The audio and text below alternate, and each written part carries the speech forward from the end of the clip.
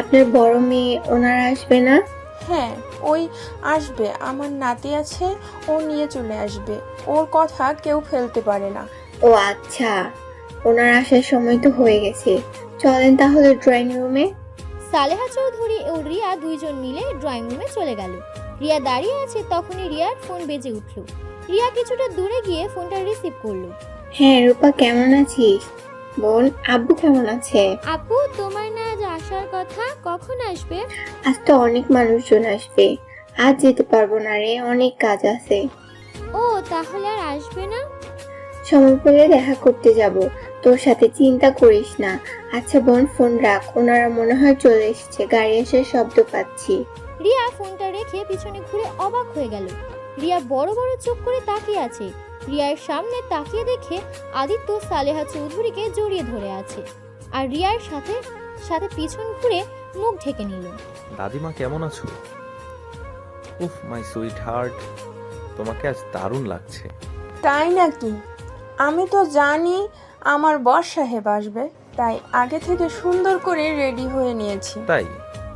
আচ্ছা দাদিমা, থাকো, ফ্রেশ হতে যাই, জার্নি করে ক্লান্ত লাগছে। ওকে, যাও। রিয়া রান্নাঘরের দিকে চলে গেল। আদিত্য নিজের রুমে চলে গেল, আর সালেহা চৌধুরী এইদিকে ওর ছেলে মেয়ে আর বাকি নাতি নাতনিদের সাথে কথা বলতে লাগলো। আর রিয়া এদিকে রান্নাঘরে দাঁড়িয়ে ভাবতে লাগলো, হায় আল্লাহ, আমি এখন কি করব? কাজের বুয়া হিসাবে শেষমেশ কি না নিজের শ্বশুরবাড়িতে চলে আসলাম। কিরে রিয়া, কি ভাবিস? তাড়াতাড়ি চল, খাবার খাওয়াতে হবে তো তোর, নাকি? ওনাদের কি লাগে ওইদিকে খেয়াল রাখতে হবে তো, নাকি? খালা, আমি বাড়িতে যাব, আমার তো আজ ছুটি, আর এখান থেকে আমি কি করব? আজ কোনো ছুটি নাই, ওনারা যতদিন থাকবে কোনো ছুটি নাই, তাড়াতাড়ি চল। রহিমা খালা রিয়াকে টেনে নিয়ে যেতে লাগলো। হঠাৎ করে রিয়া কারোর সাথে ধাক্কা খেলো। ধাক্কা খেয়ে রিয়া সোজা ফ্লোরে পড়ে গেল। রিয়া ফ্লোর থেকে উঠতে উঠতে বলল, সরি স্যার, আমি বুঝতে পারি নাই। রিয়া কথাটা বলে সামনে থাকা ব্যক্তিটা রিয়াকে আর কিছু বলার সুযোগ দেওয়ার আগেই ঠাস ঠাস করে রিয়ার গালে থাপ্পড় মারল। রিয়ার সামনে থাকা ব্যক্তির দিকে তাকিয়ে যেন হুশ উড়ে গেল।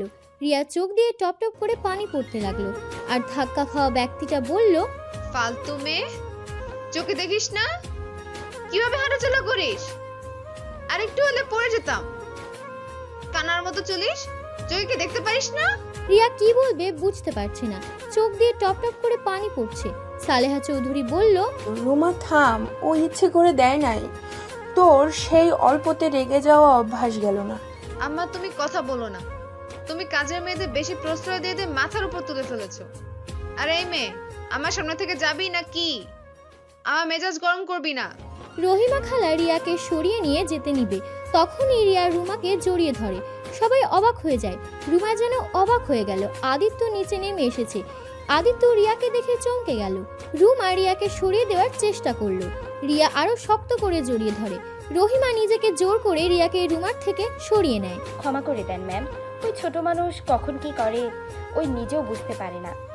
এই রিয়া, তুই কি পাগল হয়ে গেছোস? রিয়া ভাবনার জগৎ থেকে বের হয়ে স্বাভাবিক হয়ে বলল, সরি ম্যাম, ক্ষমা করে দেন, আমি আপনাকে ভুল করে জড়িয়ে ধরে ফেলেছি। রিয়া কথাটা বলে ওখান থেকে চলে আসলো। সালেহা চৌধুরীর কাছে গিয়ে বলল, ম্যাম, আপনাকে প্লিজ আজকে বাড়িতে যেতে দিবেন? আজ তো আমার ছুটির দিন, আমি সন্ধ্যায় চলে আসবো। আচ্ছা যাও, আর আজকে থেকে আসো গা। ধন্যবাদ ম্যাম, কিন্তু দুপুরে রান্না করে দিয়ে যাব? সমস্যা নাই, আমার বড় বউ মা সব সামলিয়ে নেবে। তুমি যেতে পারো। ওকে। রিয়া চলে যেতে নিবে, তখনই আদিত্য বলল, দাদিমা, এটা কি তোমার পার্সোনাল লোক নাকি? মেয়েটা অনেক ভালো। 1 মাসে সব দিক কত সুন্দর করে গুছিয়ে নিয়েছে। ও আচ্ছা। রিয়া ওইখান থেকে চলে যেতে নিল। রিয়া একটা রিক্সা নিয়ে চলে যেতে লাগলো। রিয়ার মাথায় কিছু কাজ করছে না। রিয়া বুঝতে পারছে না ওই মহিলাটা আসলে কে। হুবহু একদম ওর আম্মুর মতো দেখতে, কিন্তু ওর আম্মু তো মারা গেছে, তাহলে উনি কে হতে পারে? রিয়া ফলমূল আর কিছু চকলেট নিয়ে বাসায় চলে গেল। বাসায় গিয়ে রূপা আর রিয়াকে দেখে জড়িয়ে ধরলো। আপু, তুমি এসেছো? আব্বু, কোথায় খাইছস তোরা? আব্বু ঘরে আছে, তুমি খাইছো? না। আচ্ছা, রান্না করছস? হ্যাঁ, আসো, খেয়ে নিবে। রিয়া হাত মুখ ধুয়ে ওর আব্বুর সাথে দেখা করতে গেল। দেখে ওর আব্বু খাটের উপরে বসে আছে। রিয়া ওর আব্বুর পাশে বসলো। আব্বু কেমন আছো? ভালো মা, তুই কখন আসলি? এই তো কিছুক্ষণ আগে এসেছি। আচ্ছা বউ, তোমার সাথে আমার কিছু কথা ছিল। হ্যাঁ বল। রূপা, তুই কি একটু বাইরে যা তো। রূপা বাহিরে গেলে রিয়ার দরজাটা লাগিয়ে দিয়ে ওর আব্বুর কাছে এসে বলল। আচ্ছা আব্বু, আম্মু কি সত্যি মারা গেছে? রিয়ার কথা শুনে রিয়ার আব্বু চমকে গেল। রিয়ার আব্বু বলল, হ্যাঁ, কেন? হঠাৎ আজ এমন কথা কেন বলেছিস? আচ্ছা আব্বু, আমার নানা বাড়ি কোথায়? আমার দাদা বাড়ি বা কোথায়? এই সব জেনে কি করবি? আমার জানার খুব ইচ্ছা হয়েছে। সবার তো নানু বাড়ি থাকে, দাদুর বাড়ি থাকে, আমারও নিশ্চয় আছে। কেউ নাই তোর, যা। কেউ নাই এখন থেকে। এইসব বিষয়ে কথা বলতে চাই না। কেন বলবে না আব্বু? আমাকে আজ সব সত্যি বলবে। আমার কসম আব্বু, আমাকে আজ সব বলবে। এসব কি বলিস? যা, আমি এখন থেকে আর কিছুই বলতে চাই না। ওকে, বলো না। কিন্তু আব্বু, আমার আম্মু মারা যায় নাই, উনি বেঁচে আছে, তাই না? না, মারা গেছে? তুমি মিথ্যা বলছো, আমার মাথায় হাত দিয়ে বলো। রিয়া ওর আব্বুর হাত ওর মাথায় রেখে বলল, এখন বলো আম্মু মারা গেছে। রিয়া, বেশি হয়ে যাচ্ছে কিন্তু। ছাড়া আমার কি জানতে চাস? হ্যাঁ, তোর আম্মু মারা যায় নাই, বেঁচে আছে। রিয়া কয়েক পা পিছিয়ে গেল। রিয়া ওর আব্বুকে বলল, তাহলে কেন বলছো আম্মু মারা গেছে? আব্বু, তোমরা তো পালিয়ে বিয়ে করেছিলে, তাই না? তাহলে তোমরা দুজন দুজন থেকে কেন আলাদা? শুনতে চাস? শুনতে চাস কেন আমরা আলাদা? তাহলে শোন, আমি আর তোর আম্মু ভালোবেসে বিয়ে করেছিলাম। তোর আম্মু আমার আব্বুর বান্ধবীর মেয়ে ছিল।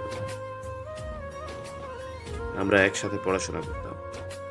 আমরা কেউ জানতাম না যে রুমার বড় বোনের সাথে আমাদের বিয়ে ঠিক হয়েছে। বাসায় আসলে দুইজন জানতে পারি। পরে উপায় না পেয়ে বিয়ের দিন আমি আমার আব্বু আম্মুকে বুঝিয়ে বলেছিলাম। তারা রাজি হয়নি। তারা রুমার বড় বোনটাকে পছন্দ, ছোট বোনের সাথে বিয়ে দিতে পারবে না। কারণ রুমার বড় বোন আমাকে অনেক ভালো। ছোটবেলা থেকে এখন আমাকে স্বামী হিসেবে মেনে এসেছে। যা, এটা তো আমিও জানতাম না। আমি বিয়েটা না করে আব্বুকে বলে দিই আমাকে জোর করে বিয়ে দিতে চাইলে আমি আর রুমা পালিয়ে যাব। আব্বু আমাকে দুইটা অপশন দিয়েছে। এক হচ্ছে রুমার বোনকে বিয়ে করলে ওই বাড়িতে থাকতে পারবো, আর যদি পালিয়ে যায় তাহলে আজ আমাকে ত্যায্য পুত্র করে দেবে। কোনোদিন যদি আমি ওই বাড়িতে ফিরে যাই তাহলে আব্বুর মরা মুখ দেখতে হবে। বাট আমি তখন কারো কথা না ভেবে আম্মুকে নিয়ে পালিয়ে যাই। দুইজন পালিয়ে একটা গ্রামে গিয়ে বিয়ে করে নেয়। তারপর ওইখানে আমি একটা জব নিই। ভালোই যাচ্ছিল দিনকাল। তখন প্রথম আমাদের ঘরের প্রথম যখন তুই আসলি, খুশিতে আত্মহারা হয়ে যায়। সংসার আরো আনন্দময় হয়ে যায়। কিন্তু রূপা হওয়ার পর থেকে তোর আম্মুর ব্যবহার একদম চেঞ্জ হয়ে যেতে লাগলো। তোর নানা বাড়ির সাথে আবার সম্পর্ক জোড়া লাগাতে চাইতো, আর ওইদিকে আমার চাকরিটা চলে যায়। আরও তোর আম্মু ব্যবহারের চেঞ্জ হয়ে যায়। প্রতিদিন ঝগড়াঘাটে হয়তো পরে সহ্য করতে না পেরে তোর আম্মুকে ডিভোর্স দিয়ে দেয়। তোদের নিয়ে যেতে চাইলে আমি দেই নাই। পরে ওর আম্মু আব্বু এসেছে, ওকে নিয়ে যায়, আর আমরা এখান থেকে রাজশাহী চলে গিয়েছিলাম যাতে তোদেরকে নিয়ে যেতে না পারে। তারপর আর কোনো যোগাযোগ রাখি নাই। তুই তোর আম্মুর কথা জিজ্ঞেস করলে বলতাম তোর আম্মু মারা গেছে। রিয়ার আব্বু কথাগুলো বলে কান্না করতে লাগলো। রিয়ার চোখ দিয়ে পানি পড়ছে। রিয়া ওর আব্বুকে কিছু না বলে রুম থেকে বের হয়ে গেল। রূপা রিয়াকে দাঁড়িয়ে থাকতে দেখে বলল, আপু কি হয়েছে? তুমি কান্না করছো কেন? কিছু হয় নাই। আপু চলো, খাবার খেয়ে নিবে। খোদা নাই রে বোন। রিয়া রূপাকে বুকে জড়িয়ে কপালে চুমু দিয়ে বলল, তোর পড়াশোনা কেমন চলছে? ভালো আপু। তোমার কি হয়েছে? এমন করছো কেন? আর কান্নাই বা কেন করছো? ওই কান্না করছি, চোখে কিছু একটা পড়ছে মনে হয়। আচ্ছা চল, তোরকে মাথায় তেল দিয়ে দিই। খাবার খেয়ে নাও আগে, খাবার ঠান্ডা হয়ে যাচ্ছে। আচ্ছা তুই যা, আমি আসছি। রূপার সাথে রিয়া গিয়ে হালকা খেয়ে রুমে আসলো। ছোট্ট একটা ডায়েরির ভিতর থেকে ওর আম্মুর ছবি বের করে বুকে জড়িয়ে কান্না করতে করতে বলল, আম্মু, তোমাকে এত কাছে পেয়েও তোমাকে বলতে পারলাম না। আমি তোমার সেই ছোট্ট রিয়া। আম্মু, আমাকে বুকে জড়িয়ে নাও না, বড্ড তোমার আদর খেতে ইচ্ছে করছে আম্মু। আম্মু, তুমি তো নতুন সংসার, স্বামী, সন্তান নিয়ে সুখেই আছো, কিন্তু আম্মু, তোমার এই দুইটা সন্তান কেমন আছে তা তো জানোও না। হয়তো তুমি আমাদের ভুলেই গেছো। যাই হোক আম্মু, আমি চাই না তুমি আমাদের মনে রাখো, আমাদের ভুলে গিয়ে সুখে থাকো আম্মু। রিয়া কথাগুলো বলে কান্নায় ভেঙে পড়ল। রূপা রিয়ার কথা শুনে বলল, আপু, আম্মুর নতুন সংসার মানে? রিয়া রূপার কথা শুনে সাথে সাথে ছবিটা ডায়েরির ভিতরে লুকিয়ে লক করে রেখে দিয়ে চোখ মুছে বলল, কই আম্মুর সংসার? আর তুই দরজার আড়ালে দাঁড়িয়ে আমার কথা কেন শুনছিলি? আরে আমি আড়ালে দাঁড়িয়ে কেন শুনবো? তুমি না বললে তেল দিয়ে দিবে, তাই তেল নিয়ে আসলাম। এসেছে শুনি তুমি কান্না করে এইসব বলছো। আরে দূর, তুই কি থেকে কি শুনেছিস? এখানে আয়, তোকে তেল দিয়ে দিই। রূপা কিছু বুঝলো না। রূপা আর কিছু জিজ্ঞাসা না করে রিয়ার কাছে গিয়ে বসলো। রিয়া রূপাকে তেল দিয়ে দিল। তারপর দুই বোন দুপুরের খাবার খেয়ে রিয়া রূপাকে নিয়ে ঘুরতে গেল। রাস্তা দিয়ে লোকজন আসছিল। তখনই একটা গাড়ি রিয়া আর রূপার সামনে থামলো। রূপা রেগে গিয়ে বলল, ওই কানা নাকি? আর একটু হলে আপুর লেগে যেত। গাড়ি থামানোর আর জায়গা পাও না, যত সব। রূপার কথা শেষ হলে আদিত্য বের হতে রূপা আদিত্যর দিকে ঝগড়া করতে যাবে, সাথে সাথে রিয়া রূপাকে ধরে বলল, রূপা, বেয়াদবি করতে নিষেধ করেছি, আবার বড়দের সাথে বেয়াদবি করছিস? আপু আমাকে ছাড়ো, বেয়াদবি করবো না মানে? আর একটু হলে তোমার উপরে গাড়ি তুলে দিত। রূপার এমন ব্যবহার দেখে আদিত্য অনেক মজা পাচ্ছিল। আদিত্য রূপার গাল আলতো করে টিপে দিয়ে বলল, ওরে বাবারে, পিচ্চিটা তো দেখি খুব রাগী, এত সুন্দর করে রাগ করতে পারে, বাহ। তা পিচ্চি, তোমার নাম কি? স্টুপিড ছেলে, এত বড় সাহস আমার গায়ে হাত দেন? আপনার হাত আমি ভেঙে ফেলবো। রূপা কথাটা বলে আদিত্যর পায়ে একটা শট মেরে ফেলে দিয়ে হাত মারতে যাবে, সাথে সাথে রিয়া ওকে ধরে বলল, এই এই বোন, মাথা ঠান্ডা কর, এসব কি করছিস? আরে তোকে উনি বাজে ইঙ্গিত করে ধরেন নাই? আদিত্য রাস্তায় পড়ে যাওয়াতে হাত কিছুটা ছিলে গিয়ে রক্ত পড়তে লাগলো। আদিত্যর হাত এগিয়ে দিয়ে রিয়া রূপাকে সরিয়ে দিয়ে আদিত্যর হাত ধরে তুলে বলল, ক্ষমা করে দিবেন, আসলে ও ছোটবেলা থেকে একটু রাগই বেশি। আরে না, আমি কিছু মনে করি নাই। যাক, তোমার ছোট বোন তোমার মতো এত নরম মনের না, নিজের সম্মান বাঁচাতে নিজেই জানে। ওমা, আপনার হাত দিয়ে না রক্ত ঝরছে? রিয়ার সাথে সাথে ওর ওড়না ছিঁড়ে আদিত্যর ছড়ে যাওয়া জায়গায় বেঁধে দিল। রূপা অবাক হয়ে বলল, আপু, তুমি এই বদমাইশ ছেলেকে কেন নিজে ওড়না দিয়ে বেঁধে দিলে? চুপ, সবসময় বেশি বেশি। কতখানি ছেড়ে গেছে, খেয়াল আছে তোর? তোমাকে উনি মারতে নিয়েছিল, তুমি তার হয়ে আমাকে বকা দিলে? তোমার সাথে কথা নাই, যাও। রূপা চলে গেল। আদিত্য রূপাকে বলল, ওই পিচ্চি, দাঁড়াও, রাগ করো কেন? আর এই আপনি ওকে বকা দিলেন কেন? ওর রাগ তো আমার ভালোই লাগছিল।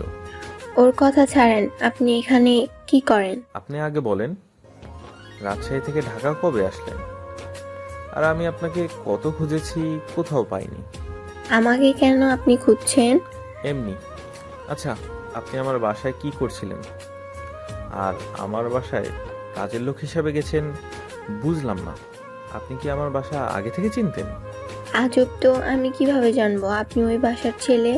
আমাকে রহিমা আন্টি চাকরিটা নিয়ে দিয়েছে, আর আজ দেখি আপনি ওই বাড়ির ছেলে। আমাদের ভাগ্যক্রমে খালি দেখা হয়ে যাচ্ছে। আচ্ছা, আপনার বাসা কোথায়? আমার বাসা দিয়ে আপনি কি করবেন? না, এমনি আপনার বাসায় যেতে চাইলাম, যদি কখনো দরকার হয় তাই আর কি। কোনো দরকার পড়বে না, আমি চাকরিটা ছেড়ে দিব। কি? কেন? আমার বাড়ির জন্য এমন করবেন নাকি? না, এমনি ছেড়ে দিব। দেখেন, দাদিমা আপনাকে অনেক ভালোবাসে, আর তাই প্লিজ এমন করবেন না। ফুপির ব্যবহারের জন্য আমি আপনার কাছে ক্ষমা চাচ্ছি, তাও এমনটা করবেন না। দেখেন, আমার ফুপির মাথা সব সময় গরম থাকে, ওনার উপরে রাগ করে দাদিমাকে কষ্ট দিবেন না। ওনার উপরে আমার কোনো রাগ নাই, আমি কেন ওনার উপরে রাগ করব? তাহলে চাকরিটা ছাড়বেন না, ওকে? ও আপনার বোন তো চলে গেছে। আপনার বোনের রাগটা দেখি আমার ফুপির মতো, রাগ করলে নাক ফুপিয়ে কথা বলে, হা হা হা। আদিত্যর কথা শুনে রিয়া চমকে গেল। রিয়া আদিত্যকে কথা এড়িয়ে বলল, আচ্ছা থাকেন, আমার বাসায় যেতে হবে। আমিও যাব। না, কেন? আমিও আঙ্কেলকে দেখতে যেতে পারি। আব্বু বকা দিবেন। আরে বকা দিব কেন? বলবেন আমি আপনার ফ্রেন্ড। আব্বু ভালো করে জানেন আমার কোনো ছেলে বন্ধু নাই। যাই হোক, থাকেন। রিয়া চলে যেতে লাগলো। আদিত্য কিছু বলল না, গাড়িতে উঠে চলে গেল। রিয়া বাসায় গিয়ে রূপার রাগ ভাঙাতে লাগলো। রহিমা খালা রিয়ার কাছে এসে বলল, কি রে, দুই বোনের কি হয়েছে? তেমন কিছু না খালা, তোমার সাথে কথা ছিল। কি কথা বল। আমি চাকরিটা করতে চাই না, আমাকে অন্য কোথাও চাকরির ব্যবস্থা করে দিবে? কেন, ওই চাকরি করতে কি সমস্যা? তোকে তো বড় ম্যাম অনেক ভালোবাসে, আর বাসার সব মানুষ অনেক ভালো রে। শুধু ম্যামের মেয়ে দুইটাই একটু বদমেজাজি। তুই ম্যামের উপরে রাগ করে এসে বলছিস নাকি? না, আমি ওইখানে কাজ করতে চাই না, আমার ওখানে কাজ করতে ভালো লাগছে না। এখন কোনো কাজ হাতে নাই, এখানে কাজ করতে হবে রে। যখন কাজ পাবো তখন তোকে জানাবো, এখন এখানে কাজ কর। রিয়া কিছু বলার আগে রিয়ার ফোনে কল আসলো। রিয়া কলটা রিসিভ করে বলল, আসসালামু আলাইকুম ম্যাম। ওয়ালাইকুম সালাম। তোমাকে এখন ফোন করে বিরক্ত করার জন্য আমি দুঃখিত। রিয়া, তুমি কি বাসায় আসতে পারবে? ম্যাম এখন? সবাই তোমার রান্না অনেক পছন্দ করেছে। তোমার রান্না সবাই খেতে চায়। কি যে করব, ও আচ্ছা, আমি আসছি। কিভাবে যে তোমাকে ধন্যবাদ দেব। সমস্যা নেই ম্যাম, ধন্যবাদ দিতে হবে না। আপনারা আমার রান্না পছন্দ করেছেন, এটাই আমার কাছে সৌভাগ্য। চলে আসো তাহলে। জি। রিয়া ফোনটা রেখে রূপা রহিমা খালার থেকে বিদায় নিয়ে চলে গেল। বাসার ভিতরে ঢুকতে আদিত্য বলল, আরে আপনি এখানে? জি। ওকে আপনি বলার কি আছে?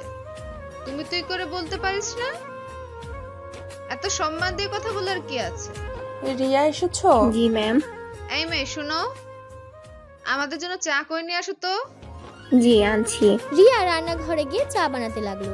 চা বানিয়ে সবাইকে দিতে লাগলো। আদিত্য মুখ দিয়ে বলল, চাটা অনেক সুন্দর বানান তো। তোমার দেখি সবকিছু অনেক সুন্দর। ও শোনো, আমার রুমটা একটু গুছিয়ে দিবে? জি, আমি রান্না করে আপনার রুম গুছিয়ে দিয়ে আসবো। ওকে।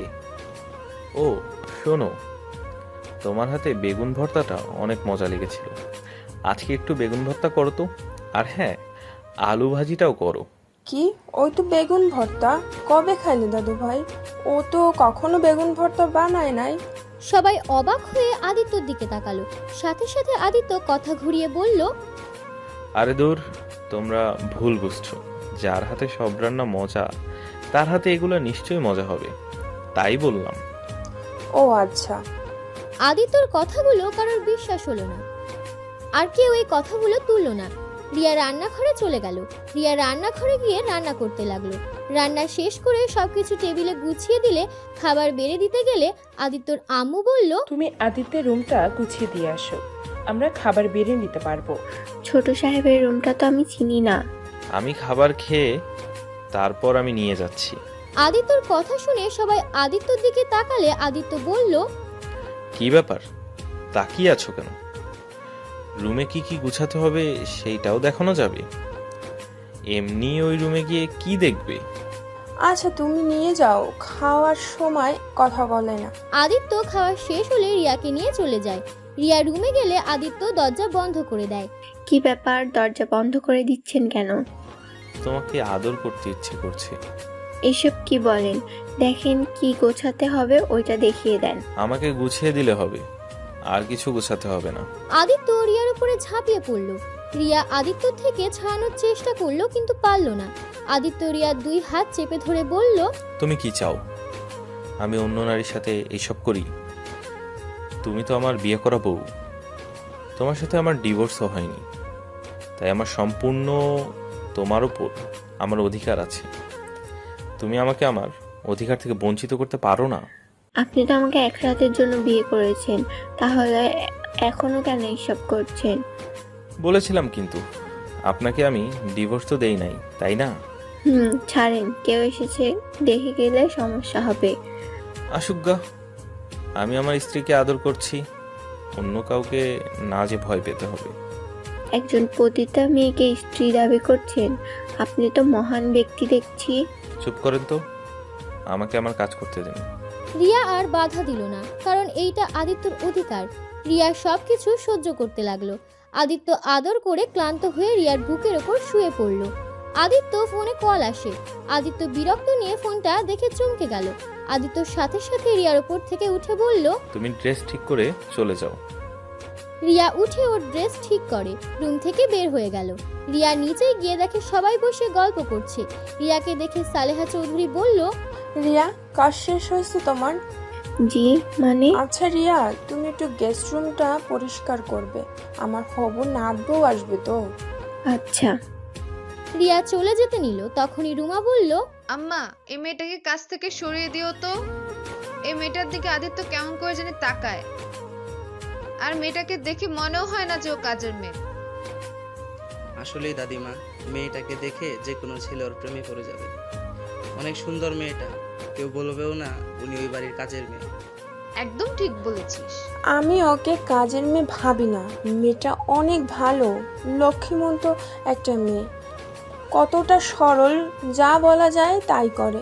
এত ভালো মেয়ে আমি একটাও পাবো না, ওকে কাজ থেকে ছাড়ানো যাবে না। আবার দেখো আমাদের বাড়ির ছেলেদের মাথা না নষ্ট করে। রিয়া ওর আম্মুর মুখ থেকে এমন কথা শুনে অনেকটা খারাপ লাগলো, কিন্তু ওই সব কথা হজম করে নিল। রিয়া গেস্ট রুমে গিয়ে পরিষ্কার করতে লাগলো। কাজ শেষ করে রিয়া গোসল করতে চলে গেল। পাশে একটা রুমে থাকার জায়গা করে দিয়েছে। সালেহা চৌধুরী ডাক দিয়ে রিয়া দৌড়ে ড্রয়িং রুমে চলে যায়। কি ব্যাপার মেয়ে, তুমি এত রাতে গোসল করছো যে? আমার ধুলোতে অ্যালার্জি আছে, তাই আর কি। ম্যাম, আপনি ডাকছিলেন আমাকে? রিয়া, আমি ঘুমোতে যাব, আমার পায়ে অনেক ব্যথা করছে, একটু পাগুলো মালিশ করে দিবে? আচ্ছা চলেন, আমি করে দিচ্ছি। রিয়া সালেহা চৌধুরীকে নিয়ে যেতে লাগলো।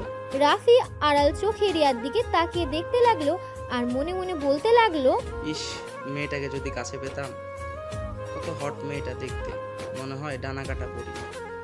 চুলগুলো মাজার নিচে চলে এসেছে, পিছন থেকে অসম্ভব সুন্দর লাগছে।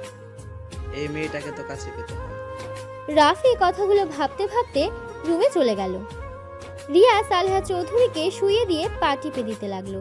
সালেহা চৌধুরীকে ঘুম পাড়িয়ে ওর রুমে যেতে নিবে, তখনই রুমা বলল, এই মেয়ে, আমার মাথাটা একটু টিপে দিবে? আপনি রুমে যান, আমি আসছি। রিয়া রুমার রুমে চলে গেল। রুমা চোখ বন্ধ করে আধা শোয়া ভাবে থাকলো। রিয়া সুন্দর করে মাথায় হাত বুলিয়ে দিতে লাগলো। রিয়া ওর আম্মুর দিকে এক পলক তাকিয়ে আছে। রিয়া খুব ইচ্ছে করছে ওর আম্মুর কোলে মাথা দিয়ে শুয়ে থাকতে।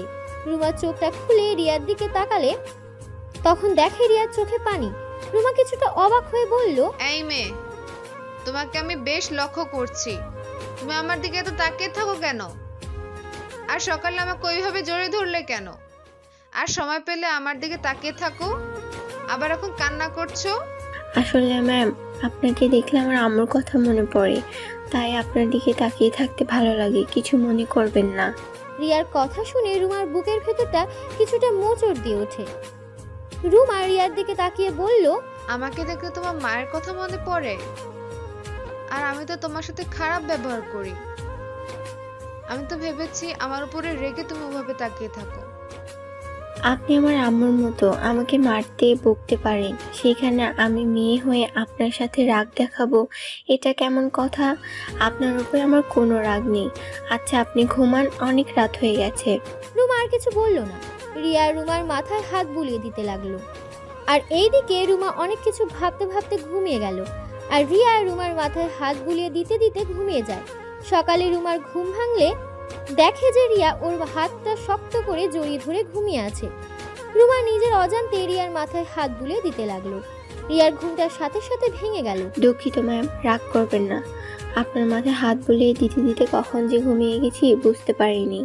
সারা রাত আমার মাথায় হাত বুলিয়ে দিচ্ছিলে? রিয়া কিছু বলল না, মাথা নিচু করে নিল।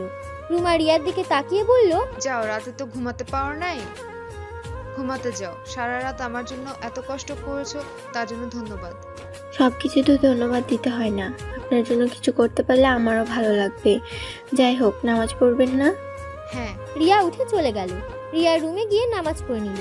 তারপর নামাজ থেকে উঠে আদিত্য রুমে গিয়ে আদিত্যকে ডাকতে লাগলো। আদিত্য ঘুম ঘুম চোখে রুমের দরজা খুলে বলল, কি ব্যাপার, এত সকালে ডাকছেন কেন? নামাজ পড়বেন না নাকি? সারা রাত ঘুমান নাই নাকি? এখন নামাজ পড়তে যান। কি ব্যাপার, এত গরম কেন?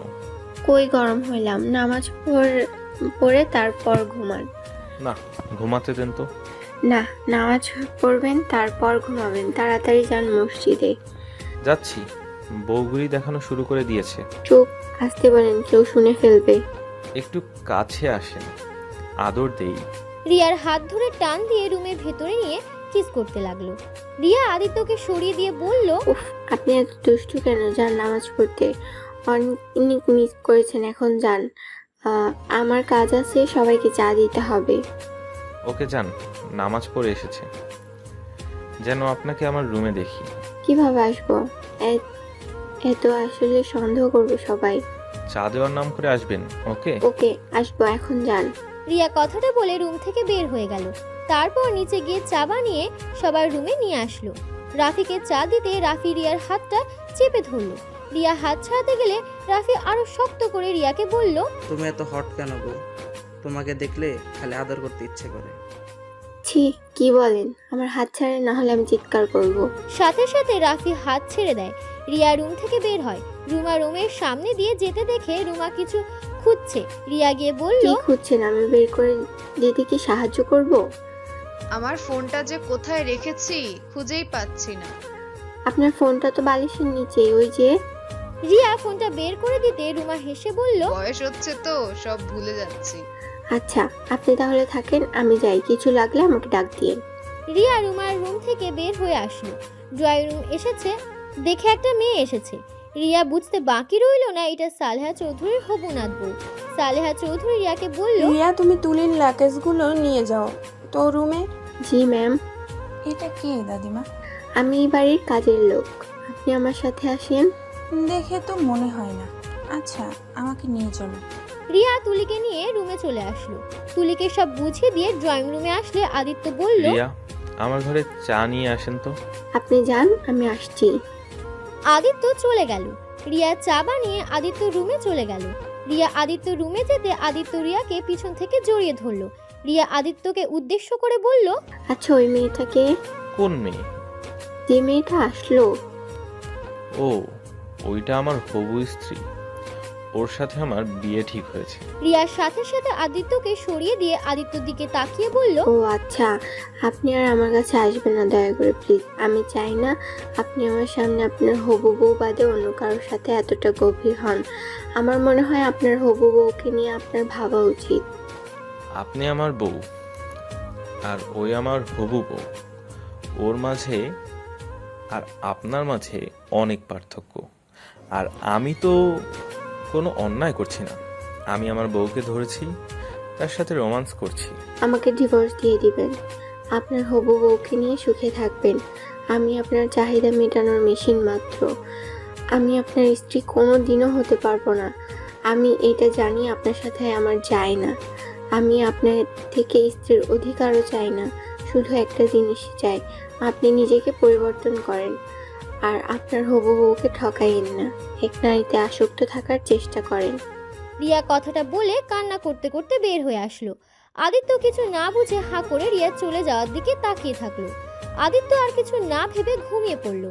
10টা বাজলে সালেহা চৌধুরী বলল, রিয়া, আদিত্য দাদু ভাইকে ডাক দিয়ে নিয়ে আসো তো। ও আর কত ঘুমোবে? তুলি ম্যাম তো গেছেন, উনি ডেকে নিয়ে আসবে। ও আচ্ছা। রিয়া পেছনের দিকে তাকাতে দেখলো তুলি আদিত্যর হাত বাহু জড়িয়ে ধরে নিচে নেমে আসছে।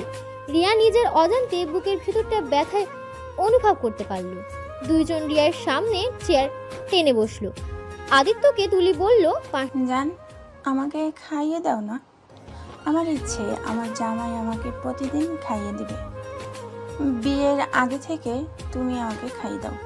আদিত্য রিয়ার দিকে তাকাতে রিয়া অন্যদিকে ঘুরে তাকায়। সালেহা চৌধুরী আর সবাই মিটমিট করে হাসতে লাগলো।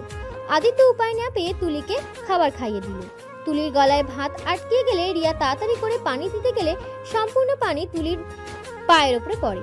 তুলি রেগে গিয়ে ঠাস ঠাস করে রিয়ার গালে থাপ্পড় মেরে বলল, হ্যালো ডিয়ার লিসেনার্স, আপনারা দেখছিলেন মাই ডেইলি লাইফ প্রেজেন্টস একটি ধারাবাহিক পর্ব গল্প।